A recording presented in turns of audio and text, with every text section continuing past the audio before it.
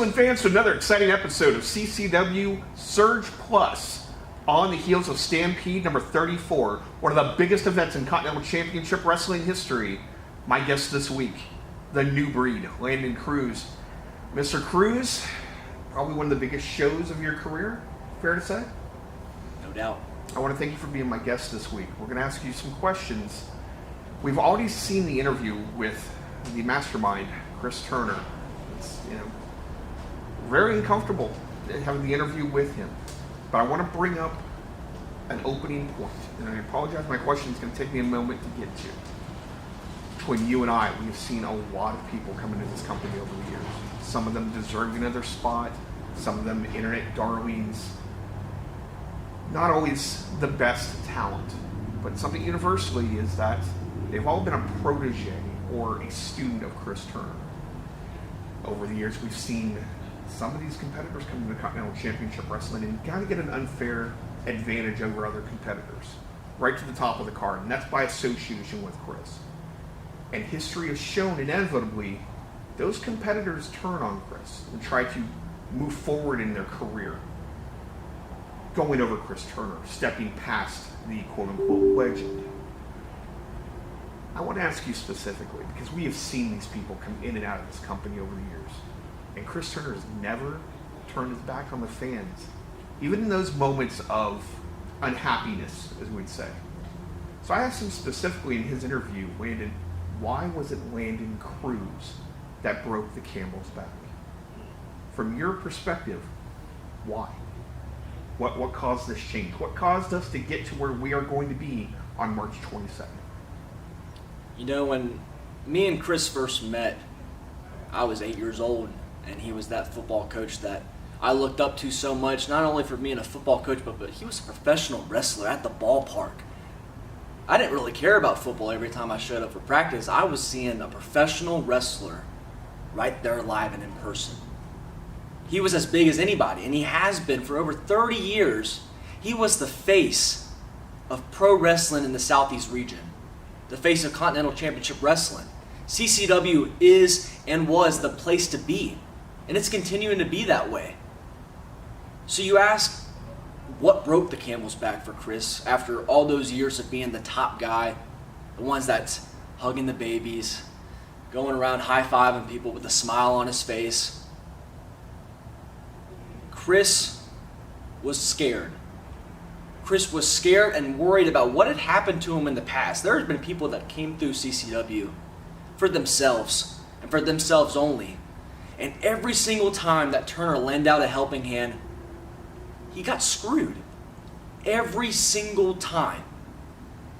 And I never once screwed Turner. From the moment I met Turner to now, I have always kept my promise that I would be the hardest working student, but more than that, I would be his best friend. I would be somebody there for him when he needed me most.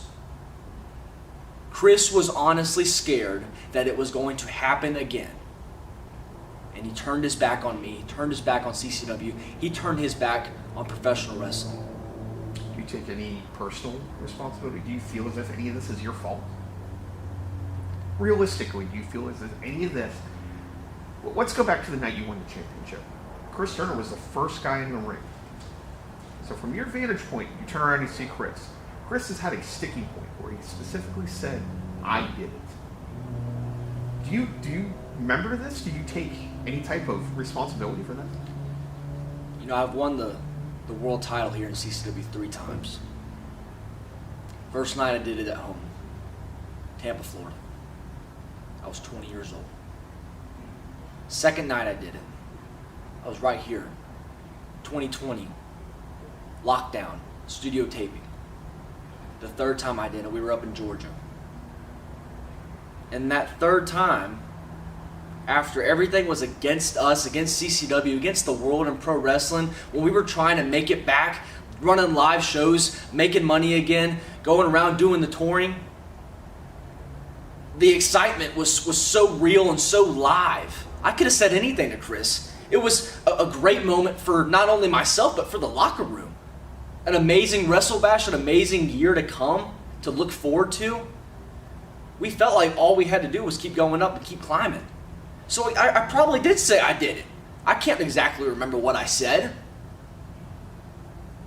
But if you look at it, Craig, I think that's just an excuse for Chris.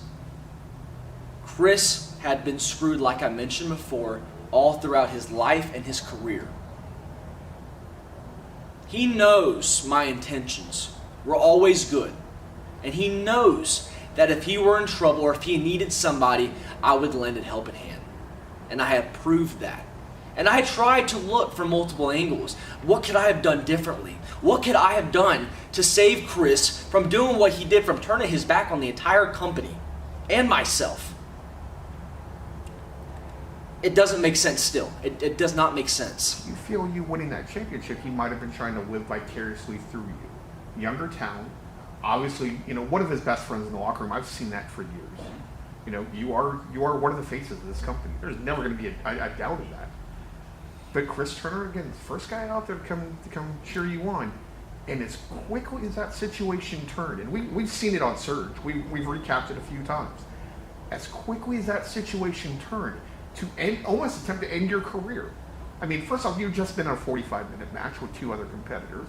You win the championship, so again, adrenaline's flowing. And then the next thing you know, that entire situation ends with you being pile driven into the mat. The pile drive somebody into the mat is a lot of animosity. That's not like a casual, I'm going to, tempers flare in wrestling. We've all done it. We've all seen it. Somebody, you get punched in the face. It's part of this business. He attempted to end your career at one of your biggest moments. That's personal. That's beyond just an occurrence. But nobody can figure out why. His vantage point is, you said you did it yourself. It's a little tough to believe and swallow, isn't it? It is, but you ask, is he living vicariously through me and me being younger and new in this business, and he's got his years have been close to the end, and he's coming towards the end, and I'm starting my career. Yes, he's living vicariously through me. He's excited. When he was around me training not only myself but new students, you could see it in his eyes. And he'd tell you, he's like, you guys are keeping me fresh. You guys are keeping me young. I want to keep doing this. Whatever it is in professional wrestling, I need to be in it. If that's in the ring or out of the ring. He feels different when he's around that new, fresh talent. So yes, I think he was living through me a little bit. There's no doubt about it. But we were having fun and we were going back and forth. Just like he's living through me, I'm living through him. He's telling me all the road stories when we're riding up and down the towns. He's telling me all the good times back in the 90s. And I'm just like a kid in a candy shop sitting there listening to him. Most of the time driving, and I just was excited to be around somebody that has been around as long as Chris and done the things that he's done in this company and in professional wrestling. So there's no doubt he lived through me. But that does not mean he can just flip on a dime like that. There is a build-up that has happened throughout his career that led to that moment that night. To pile drive somebody, to end their career when it's just getting started. Let's move a little forward.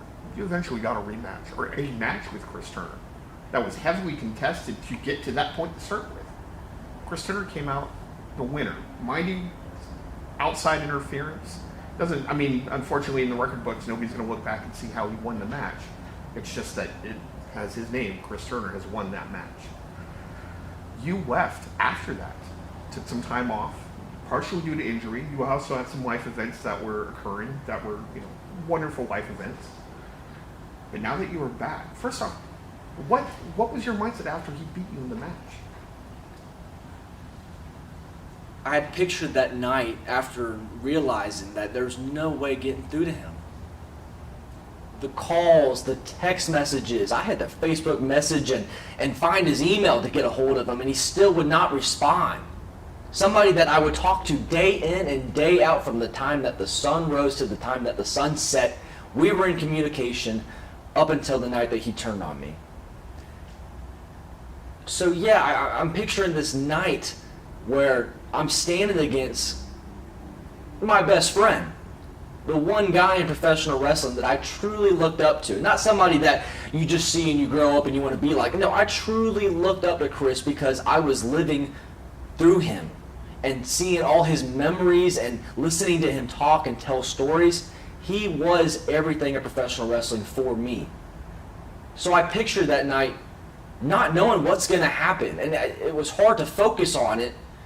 I've never experienced a match or a night like that where I had to walk into an arena knowing what's at stake. There wasn't a title on the line. There wasn't this huge number one contender match for a title. It was personal. And that was one of the few matches that I've had here in CCW where it was personal. And that was the true motivation, was it was personal. He screwed with me personally. He tried to end my career. And after me still trying to reach out and being like, hey, let's talk about it. Nothing. Nothing at all.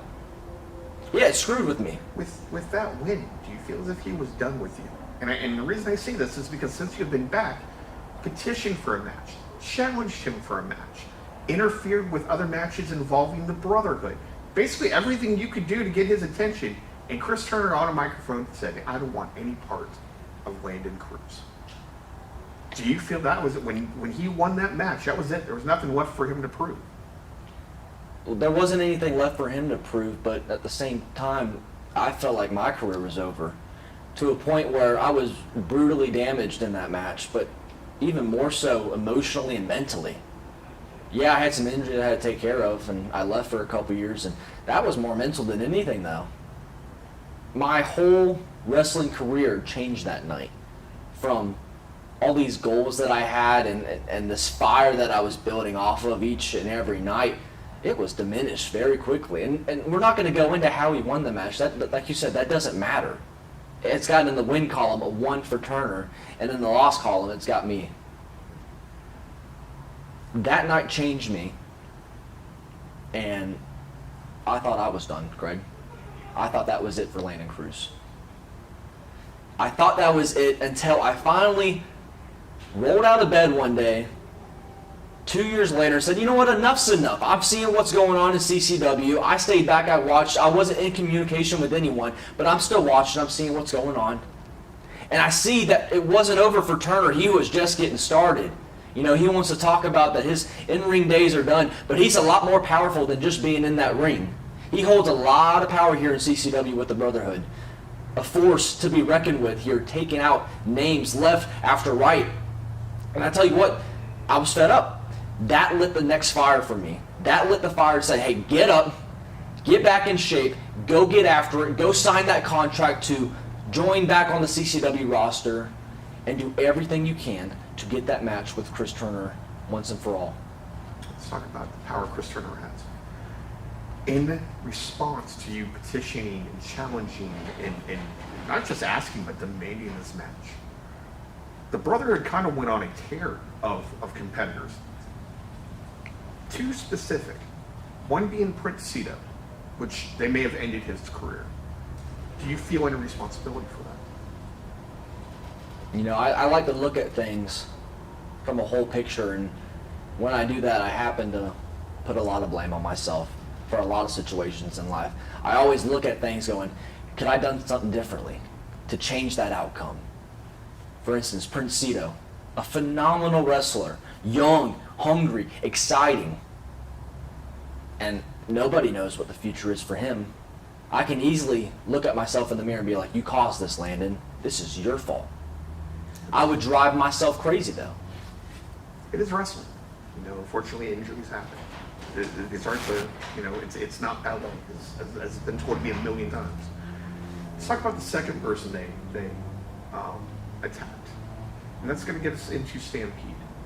Your partner, the CCW World Heavyweight Champion, Bryce Maddox. How did you get him as a partner? You know, Turner, during this time, he likes to say that it's a numbers game, and he's always going to have the numbers game on myself. You know, he thinks he's always one step ahead of everyone.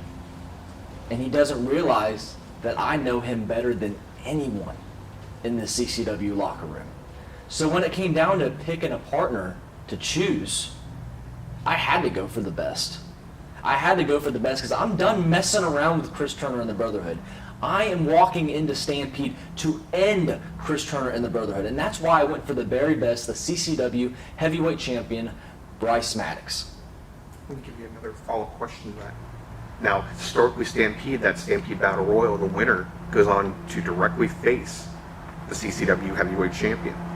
Now, this night's going to be a little different. He's signed for this match. There's not going to be a World Heavyweight Championship match that night.